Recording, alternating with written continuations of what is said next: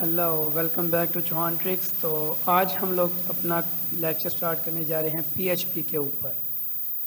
और इसकी मैंने एक फ़ाइल तैयार की है। तो इसको हम लोग बेसिक से लेकर जो है वो एडवांस तक देखेंगे, लेकिन फ़िलहाल हम लोग सिर्फ पीएचपी को करेंगे। लेकिन जब हम लोग एडवांस फॉर्म पर जाएंगे तो हम लोग इस पीएचपी को एचटीएमएल के साथ भी इंटीग्रेट कर देंगे ताकि कंप्लीट जो है वो प्रोजेक्ट की एक फॉर्म बनाई जा सके। सो ये बिल्कुल ज़ीरो से होगा। अगर किसी को नहीं भी आती पीएचपी या नहीं पता तो उसको भी ये बहुत अच्छे से समझ लग जाएगी। सबसे पहले हम लोग इंट्रोडक्शन ले लेते हैं हल्का सा कि पीएचपी क्या चीज़ है। अगर हम लोग इंटरनेट पर भी सर्च करें ना तो पीएचपी ना दरअसल एक बैक एंड प्रोग्रामिंग लैंग्वेज है वेब डेवलपमेंट के लिए। बैक एंड से मुराद दो किस्म की लैंग्वेज होती है, एक होती है फ्रंट एंड, एक होती है बैक एंड। फ्रंट एंड जो लैंग्वेज होती है उसको हम लोग HTML, जावास्क्रिप्ट, jQuery इस तरह इन लैंग्वेजेस को हम लोग फ्रंट एंड बोलते हैं, क्योंकि ये जो लैंग्वेजेस हैं वो डायरेक्ट आपके ब्राउज़र के अंदर एग्जीक्यूट होती हैं।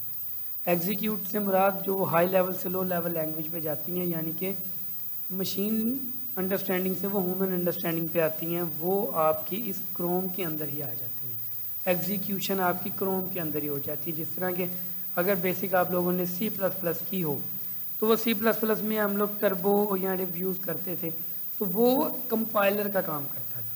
ठीक है, वो कंपाइलर दरअसल क्या करता था, एग्जीक्यूट करवाता था। HTML जो जावास्क्रिप्ट वगैरह है ये है क्लाइंट साइड, जिसे को सर्वर फ्रंट एंड भी बोलते हैं। क्लाइंट साइड है, इनको किसी भी सर्वर की या किसी भी थर्ड पार्टी की ज़रूरत नहीं होती एग्जीक्यूट होने के लिए, ये डायरेक्टली आपके क्रोम ब्राउज़र के अंदर एग्जीक्यूट हो जाती हैं। लेकिन जो पीएचपी है ना, इसको एग्जीक्यूट होने के लिए कोई थर्ड पार्टी सॉफ्टवेयर जिसको कि हम लोग सर्वर बोलते हैं उसकी ज़रूरत होती है। विदाउट सर्वर ये एग्जीक्यूट नहीं हो सकती। ठीक है, तो ये इसका हल्का सा इंट्रोडक्शन हो गया। बाकी इसके जो कॉन्सेप्ट हैं वो सिंपल वो ही हैं, क्या उसका नाम है, जिस तरह कि हम लोगों ने C++ में आप लोगों ने पढ़े होंगे या किसी भी प्रोग्रामिंग लैंग्वेज में पढ़े होंगे, बट इसका सिंटैक्स थोड़ा सा चेंज है। ठीक है, हम लोग एडवांस से मुराद हम लोग इसकी क्लासेस वगैरह भी करेंगे, लेकिन मैं चाह रहा हूँ कि 2 या 3 लेक्चर्स में इतना ही काम कर लें कि हम लोग एक बेसिक एप्लीकेशन बनाने के काबिल हो जाएं।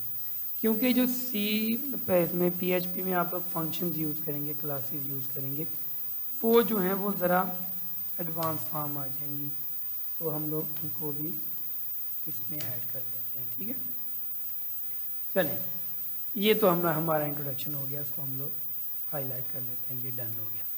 अब हम लोग चलते हैं हाउ टू रन, इसको रन कैसे करते हैं। जैसे कि मैंने बताया कि इसको रन होने के लिए एक कंपाइलर या सर्वर की ज़रूरत होती है। तो वो सर्वर कौन से हैं? अगर तो हमने छोटी सी आउटपुट लेनी है तो हम लोग कोई वेबसाइट पे ऑनलाइन भी हम लोगों को कंपाइलर अवेलेबल हैं, लेकिन क्योंकि हम लोगों ने तो कंप्लीट काम करना है, क्योंकि ये फाइबर किसी की मैंने चलाई हुई है तो उस पर भी हम लोग एक बनाएंगे। इसके लिए हम लोग को कंप्लीट एक इन्वायरमेंट क्रिएट करना पड़ेगा।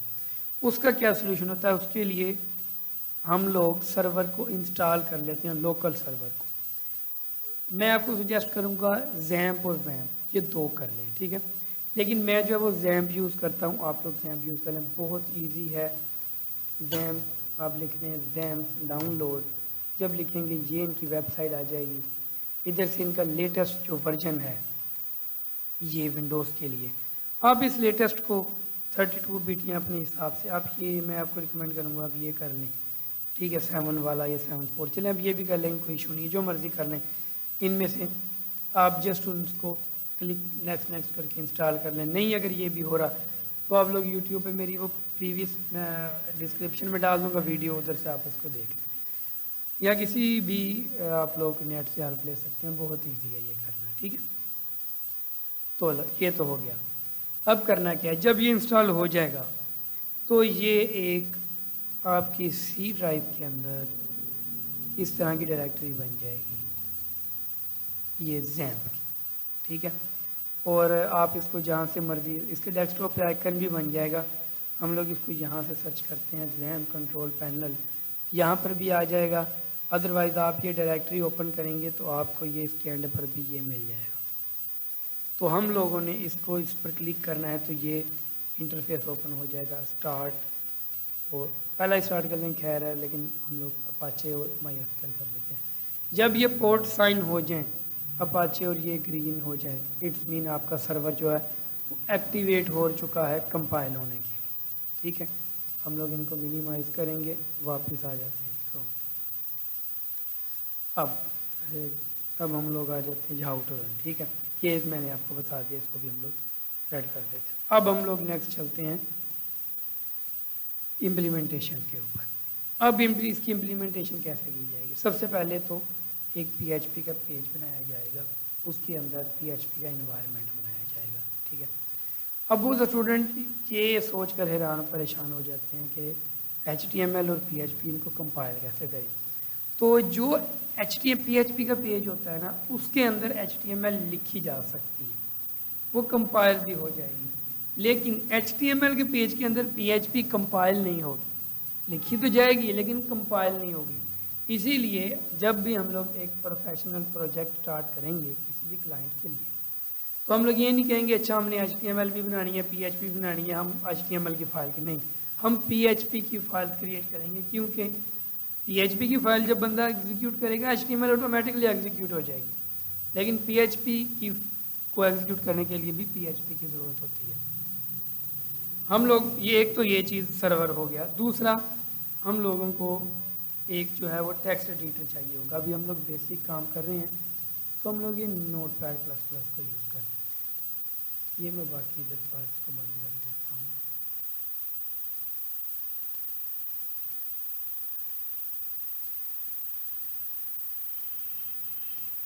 चलिए जी, ये बाकी फाइल तकरीबन सारी बंद हो गई हैं। चलिए जी, ये अपना Notepad++ आ गया।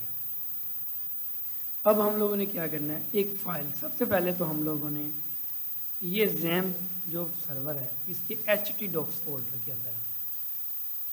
इस फोल्डर के अंदर ये देखिए मेरे सारे प्रोजेक्ट बने हुए। हम लोग क्या करते हैं, यहाँ पर एक न्यू फोल्डर बना लेते हैं जिसका नाम रख लेते हैं ट्रेन।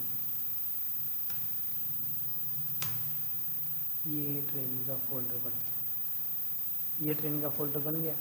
अब हम लोग वापस आते हैं इसके ऊपर। यहाँ पर सबसे पहले तो हम लोग PHP का इन्वायरमेंट क्रिएट करते हैं। अब वो कैसे क्रिएट करना है, उसके लिए angle bracket question mark PHP, ये स्टार्ट हो गया, क्वेश्चन मार्क एंगल ब्रैकेट, ये PHP का इन्वायरमेंट, ये स्टार्टिंग है, ये एंडिंग है, ये इसका सेंटेंस है। अब इसको हम लोग फाइल पे जाते हैं और सेव एज करते हैं। यहाँ से हम लोग अपनी डायरेक्टरी में जाते हैं, जो हमने फोल्डर बनाया है XAMPP में आए, इसके अलावा htdocs में आए, और यहाँ पर हम लोगों ने जो ट्रेनिंग का फोल्डर बनाया था वो कहाँ गया, ये रहा, ये फोल्डर आ गया। यहाँ पर हम लोग स्टार्ट क्या कर लेते हैं जी, फर्स्ट लिख लें, फर्स्ट लोड PHP भी लिख सकते हैं, या फर्स्ट डॉट लिख, फर्स्ट को सिलेक्ट करके जस्ट यहाँ से फाइल टाइप PHP हम लोग देखते हैं कहाँ पर है, PHP, ये PHP सिलेक्ट किया, ये ऑटोमेटिकली इस तरह के PHP आ गया। इसको हम लोगों ने सेव कर दिया। जैसे ही सेव किया तो यहाँ पर ये PHP की फाइल बन गई और यहाँ पर ये इन्वायरमेंट रेड हो गया, इट्स मीन के ये PHP का इन्वायरमेंट बन। तो ये प्रोसेस था जी बनाने की। अब फाइल का नाम जरूरी है फर्स्ट ही रखना है, फाइल का नाम हम लोग कुछ भी रख सकते हैं। और ये भी हमारा जो है वो क्लियर हो गया। अब हम लोग आए थे इको या प्रिंट। इको या प्रिंट से क्या मुराद है? इको या प्रिंट से मुराद है अब हम लोग यहाँ पर कुछ भी कैसे प्रिंट करें। सही है, सबसे पहले तो हमने रन कैसे करना है ये देख लेते हैं। हम लोगों ने अपने ब्राउज़र पे आना है, यहाँ पर लिखना है जी लोकल होस्ट बैकस्लैश और ट्रेन। मैंने स्पेलिंग रॉन्ग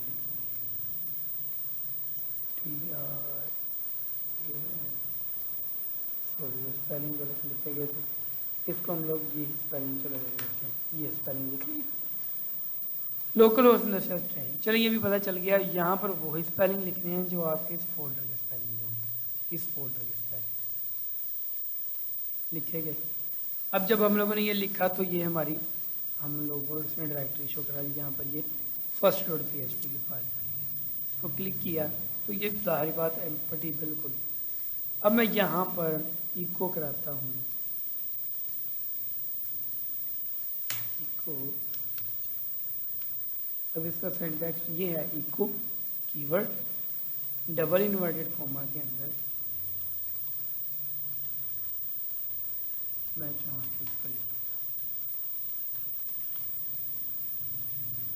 लिख दिया। इसको कंट्रोल S से सेव किया। अगेन मैं अपने ब्राउज़र पे आया, इसको यहाँ से रिफ्रेश किया तो ये लिखा आ गया। ठीक है, ये हम लोगों ने PHP के ज़रिए इसको इको करवाया। ठीक है, इको स्टेटमेंट बोलते हैं, करवा दिया। अब इसको आप एक दफ़ा करवाएं, 2 दफ़ा करवाएं, जितनी दफ़ा मर्ज़ी करवाएं, जितनी दफ़ा मर्ज़ी करवाएंगे ये इसके साथ साथ शो होता जाएगा। ये देखिए, अब इसको एक लाइन में कैसे लेके आना है वो जब हम लोग HTML साफ करेंगे, लेकिन अब मैं आपको बता देता हूँ। फिर जो HTML की BR स्टेटमेंट नहीं होती, लाइन ब्रेक, वो इसके अंदर लिखी। इन शॉर्ट आप ये समझ लें कि जो इको है ना, ये इको का ये जो सारा एरिया है, ये समझ लें आप इसको आप HTML के लिए यूज़ कर सकते हैं। सही है, इसको HTML के लिए यूज़ कर सकते हैं आप। PHP में इको लिखकर, जैसे कि अब ये PHP लिखी हुई है, अगर मैं इको लिखूँ, ये इन्वर्टेड कोमा लगाया, ये इसको कितनी स्पेस देकर क्लोज कर दूँ।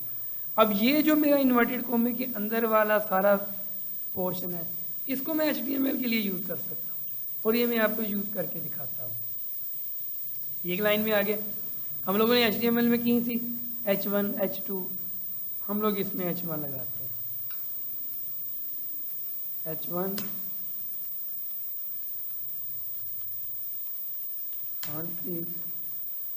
H1 को सेव किया कंट्रोल S से, रिफ्रेश किया, ये देखिए क्या आ गया H1 की पोजीशन के अंदर। इसी तरह ये जो है अपना इको, इसके अंदर हम लोग यहाँ पर जितनी मर्जी HTML लिखें, इसको भला आप 100 लाइनों की HTML लिख लें, इसके अंदर कोई इशू नहीं आएगा आप लोगों को। ठीक है, इसके बाहर तो आप लिख ही सकते हैं ना, ये जो PHP का इन्वायरमेंट है, इसके बाहर तो आप लिख ही सकते हैं। यहाँ पर ये तो HTML है ही है, ये देखिए ये तो HTML है ही है, लेकिन आप PHP इको के अंदर जितनी मर्जी इसके अंदर लिखते हैं। अब ये मैंने क्यों बताया है कि अब कुछ इस तरह के सेक्शंस आएंगे ड्यूरिंग डेवलपमेंट कि आप लोगों को PHP के अंदर हेडिंग देनी पड़ जाएगी। फिर आप कहेंगे ये कैसे दें, आप इसको ब्रेक करें सेक्शन को, नहीं, इको लगा के उसके अंदर जितनी मर्जी HTML लिख लेंगे, H1 है H2 करेंगे, इसी के अंदर आप टेबल बना लें, इसी के अंदर आप लोग जो है वो पैराग्राफ बना लें, इसी के अंदर आप लोग फॉर्म बना लें, कोई इशू नहीं आएगा। लेकिन एक बात याद रखनी है, ये एक रूल फॉलो करना है जो मैं आपको अभी बताने लगा हूँ। यानी कि ये इको है, इको को मैंने डबल इन्वर्टेड कोमा से स्टार्ट किया, इको सिंगल इन्वर्टेड कोमा से भी स्टार्ट एंड हो जाएगा।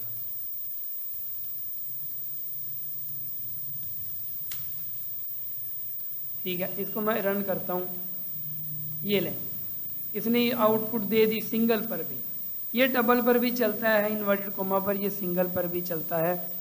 लेकिन इसका जो इसके पीछे जो लॉजिक है वो ये है, फॉर एग्जांपल हम लोग इको डबल इन्वर्टेड कोमा से स्टार्ट कर दिया, अब इसके अंदर मैं फॉर्म बनाता हूँ,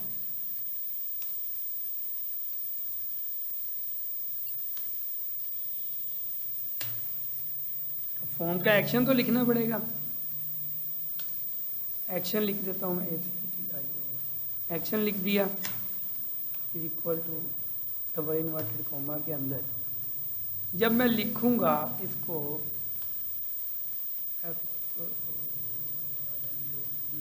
कुछ भी मैं पेज का नाम लिख दूंगा, जब इस फॉर्म को मैं क्लोज करूंगा तो ये देखें ये क्या हुआ, ये इस तरह आ गया। अब जब मैं इसको रन करूँगा ना, तो देखिएगा क्या होता, ये ले एरर आ गया। एरर क्या आ गया? Unexpected form. ठीक है, यानी कि हुआ क्या, ये डबल इन्वर्टेड कोमा था, इसको यहाँ पर ब्रेक होना चाहिए था, हमने यहाँ पर भी लगा दिया। इसकी साइंस ये है कि या तो फिर हम अंदर सिंगल इन्वर्टेड कोमा यूज़ करें, नहीं तो अगर हम लोगों ने यहाँ पर डबल करना है तो हम लोग यहाँ पर सिंगल यूज़ करें। अगर मैं अब इसको रन करूँगा, ये एरर नहीं जाएगा, नहीं दिया इसने, सही है, ये है। और ये फॉर्म की एग्जांपल भी ले सकते हैं, और यहाँ पर इनलाइन CSS की एग्जांपल भी ले सकते हैं कि हम लोगों ने अगर इनलाइन CSS लगानी हो, मैं इसको लगाऊँ inline CSS style is equal to, अब हम लोगों ने तो यही सिखाई, डबल इन्वर्टेड कोमा, अंदर हम लोग लगा दें जी कलर हेड।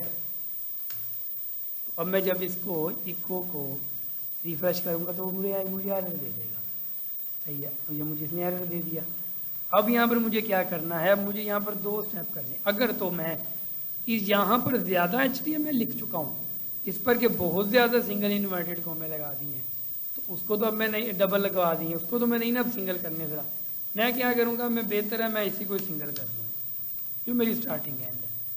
जब मैं इसको सिंगल करूँगा, सेव करूँगा, अब मैं जब इसको यहाँ पर आकर रिफ्रेश करूँगा तो इसने मुझे ये इसका कलर ऐड कर दिया। ठीक है, इससे अच्छी तो ये इको नहीं समझाई जा सकती। यानी कि इको जस्ट प्रिंट ही नहीं करवाना, आप इको का जो ये पार्ट है, ये सेक्शन है, इसको आप लोग HTML कंसीडर कर सकते हो। जितनी मर्जी HTML इसके अंदर लिखें, आपको जो है वो बेहतरीन अपनी जो आउटपुट मिलेगी। देख लें, लेक्चर ज़्यादा लंबा ना हो जाए। चले, ये इको हो गया। अब उम्मीद है कि ये बहुत ही अच्छे तरीके से आपको समझ लगी हो। अब हम लोग इको को इस जो है ये वाला अपना सेक्शन, या ये जो वाला अपना है पेज, इसको हम लोग क्लोज कर दें। इको समझ लगी, उम्मीद है। अब हम लोग आते हैं जी इफ एल्स के ऊपर। इफ एल्स क्या है? इफ एल्स है कंडीशनल स्ट्रक्चर। कंडीशनल स्ट्रक्चर से मुराद क्या होता है, ये सेट इतनी वैल्यू है तो ये पोर्शन चल जाए, इतनी वैल्यू है तो ये पोर्शन चल जाए। जैसे कि फॉर एग्जांपल आप लोग कंसीडर कर लें कि आप लोग एक PHP के प्रोजेक्ट के ऊपर काम कर रहे हैं, जो कि स्टूडेंट मैनेजमेंट। अब उसके ऊपर आप लोग स्टूडेंट का रिजल्ट देखना चाह रहे हैं, तो उसके अंदर आप लोग कंडीशन लगाएंगे कि अच्छा अगर स्टूडेंट के मार्क्स इतने हैं तो ये मुझे A ग्रेड शो करवाए, स्टूडेंट के मार्क्स इतने हैं तो मुझे B ग्रेड शो करवाए।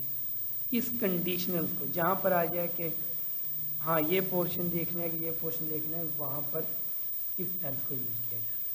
हम लोग क्या करते हैं, इसके लिए एक न्यू बना लेते हैं, क्योंकि ये फिर आप लोगों को बेहतर समझ लग जाएगी। इन्वायरमेंट बनाया, मैं उसको सेव करने के लिए गया, मैं इसको इसके नाम से ही सेव करूँगा, PHP मैंने सिलेक्ट की, सेव कर दिया, ये इसके नाम से सेव हो गया। पहले वाला क्या था, फर्स्ट। अब मैं जब बैक आता हूँ ना, तो रिफ्रेश करता हूँ, तो देखिए एक फर्स्ट PHP थी, एक इफ PHP आ गई, यहाँ पर भी ये PHP बन गई। अब मैं इस PHP को एग्जीक्यूट करता हूँ, क्लिक किया लोकल होस्ट ट्रेनिंग if.php, बिल्कुल एम्पटी है। यहाँ पर मैं आपको एक दफ़ा इको करके दिखा देता हूँ।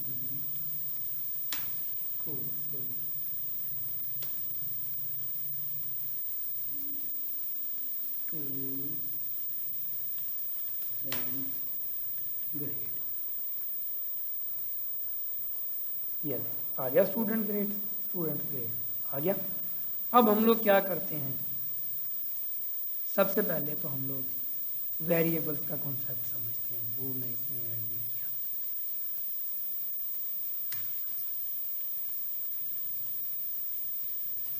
वेरिएबल्स क्या होते हैं? वेरिएबल्स दरअसल एक आप लगा लें, बकेट लगा लें, जिसके अंदर हम लोग वैल्यूज़ को स्टोर करते हैं।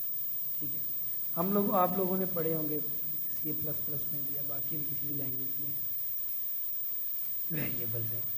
अब वहाँ पर तो ऐसे होता था कि string type, integer, long integer, string, Boolean, ये सब कुछ होते थे। यहाँ पर जस्ट एक ही टाइप होती है वेरिएबल की, उसको डॉलर से स्टार्ट किया जाता है, डॉलर वेरिएबल।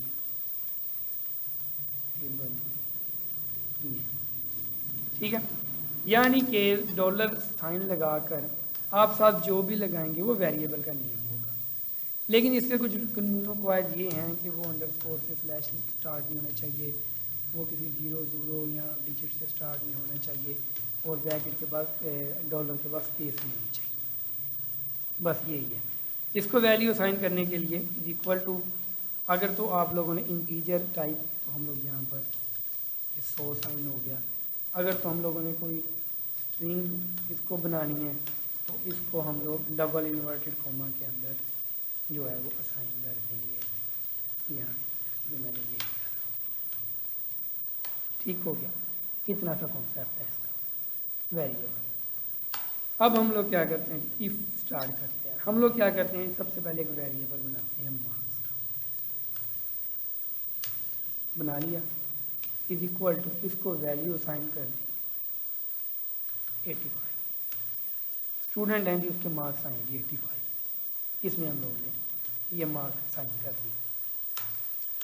अब मैंने क्या किया, इफ स्टेटमेंट ब्रैकेट के अंदर लगा देना है dollar marks as it is, जो ऊपर वाले स्पेलिंग है वो ही, अगर ग्रेटर हों, बड़े हों 80 से, ठीक है, ब्रैकेट क्लोज, तो वो मुझे इको करा दे स्टूडेंट ग्रेड, ठीक है।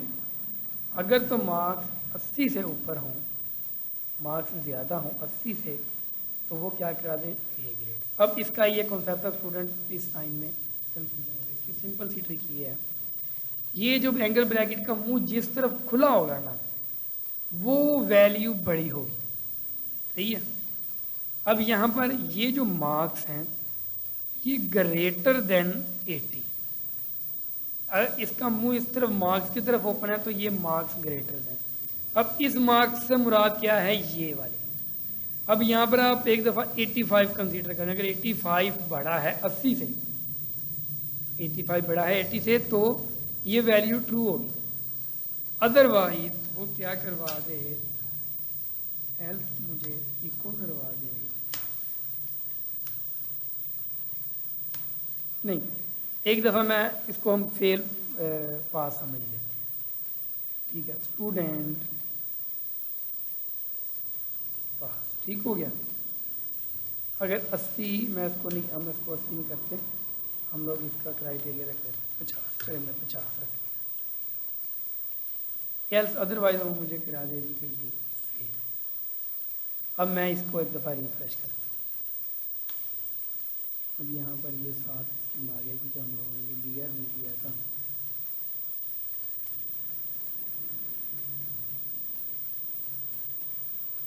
चलेंगे, इसको अगर हम लोग रिफ्रेश करते हैं तो ये देखिए स्टूडेंट पास आ गया, ग्रेड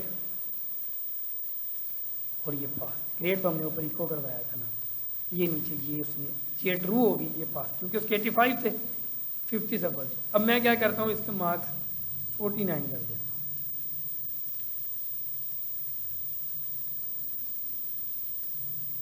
तो ये क्या हो जाएगी, कंडीशन फॉल्स हो जाएगी। ये नहीं, इसने क्या ये फेल है। क्यों फेल है, क्योंकि तो अगर ये उसको मैं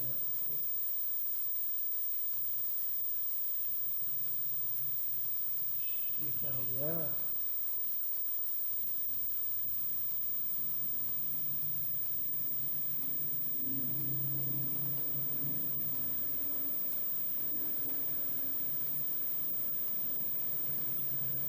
अच्छा जी, ये थी अपनी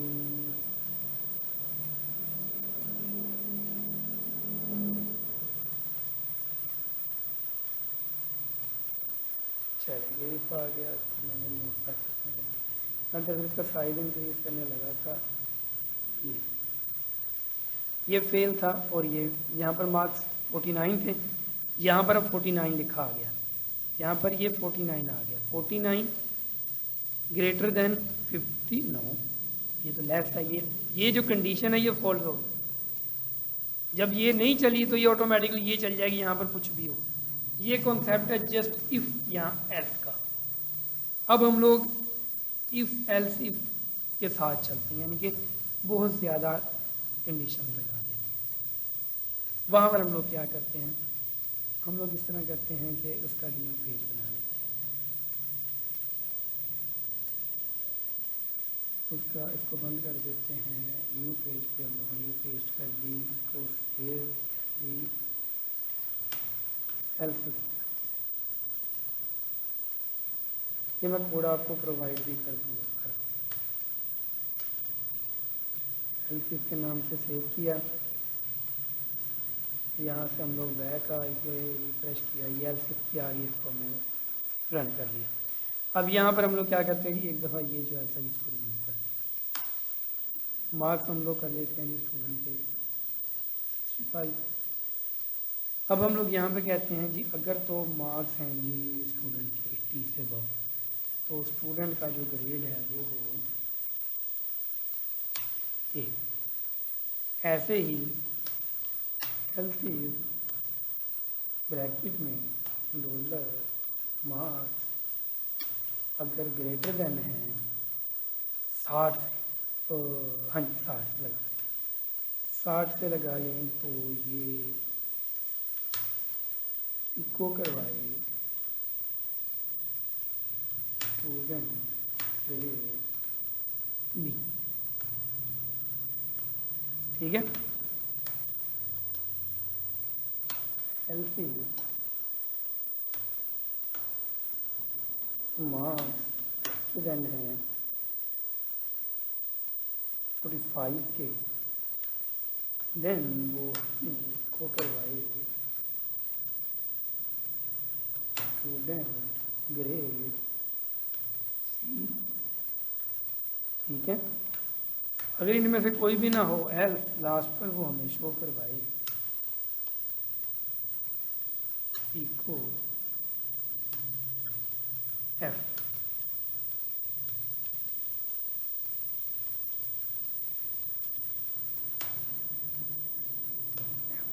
ठीक है। अब हम लोग इसको रन करके देखते हैं हमें ये कौन सा ग्रेड देता है। उसने हमें दिया जी बी ग्रेड, स्टूडेंट के कितने थे मार्क्स 65, तो ये वाला है। अगर यहाँ पर स्टूडेंट के मार्क्स में 85 कर दूँ, 85 कर दिए, सेव भी करना है रन करने से पहले कंट्रोल ऐसे, अब इसको रिफ्रेश करूँ तो वो मुझे स्टूडेंट ग्रेड ए देगा, ठीक है। अब इसका कॉन्सेप्ट ये है if else if else if. अगर आप इस तरह करेंगे ना, इफ़ यहाँ पर भी इफ़, यहाँ पर भी, वो क्या करेगा, वो इन एक इफ को अलग अलग कंसीडर करेगा। मुझे देखते मुझे लगता है ये एरर देगा, नहीं इसने एरर नहीं दिया, ये इन इफ को अलग अलग कंसीडर करेगा। ये बात याद रखनी है, जस्ट इफ नहीं लिखना, इफ अलग अलग, क्योंकि अब PHP के जब आप डिफरेंट एक प्रोजेक्ट बनाएंगे, एक पेज के ऊपर काफ़ी PHP लिखेंगे, तो आपको डिफरेंट जगह पे इफ यूज़ करने पड़ेंगे, सही। अब वो मैं आपको आगे यूज़ करवाऊंगा जब फॉर्म के साथ यूज़ करेंगे। मुझे लगता है लेक्चर लंबा होता जा रहा है, लेकिन चलिए कोई नहीं, हम लोग इसको 45 मिनट तक वाइंड अप करते हैं। अच्छा, ये अब होता है ये अब इसने क्या किया, इसने इस इफ को इंडिविजुअल लिया, चेक किया 85 से ज़्यादा हैं, उसने ग्रेड ए शो करवा दिया, ठीक है। उसने बी भी करवाया, उसने सी भी करवाया। क्यों करवाया, उसने इस इफ को इंडिविजुअल लिया, इस इफ को भी इंडिविजुअल लिया, इस इफ को इस एल्स के साथ जोड़ दिया, तो ये एक कंप्लीट स्ट्रक्चर नहीं रहा, ये एक अलग स्ट्रक्चर बन गया, ये एक अलग बन गया, ये एक अलग बन गया। जब आप इनके साथ एल्स एल्स लगाते हैं ना, तो वो इसको एक ही स्ट्रक्चर लेता है। फिर उसका ये सिंटैक्स होता है कि वो इनमें से कोई एक को रन करवाएगा। अब जाहिर बात है ये 85 इससे भी बड़ा है, इससे भी बड़ा है, इससे भी बड़ा है। उसने तीनों को तब शो करवाया जब हमने एल्स रिमूव किया। जब हम लोगों ने एल्स लगा दिया देन वो इसको एक को ही शो करवाएगा। ठीक है, ये हम लोगों का कॉन्सेप्ट क्लियर हो गया। अब हम लोग नो ने वेरिएबल भी टच कर लिए थे, इफ एल्स भी कर लिया था। अब हम लोग लूप की तरफ जाते हैं। लूप हम लोग इसमें 2-3 करेंगे। एक हम करेंगे फोर, करेंगे वायर, एक हम लोग करेंगे फॉर ईच। ठीक हो गया, फॉर ईच लूप। सबसे पहले तो हम लोग इसको करते हैं बंद और लूप के लिए अलग बनाते हैं।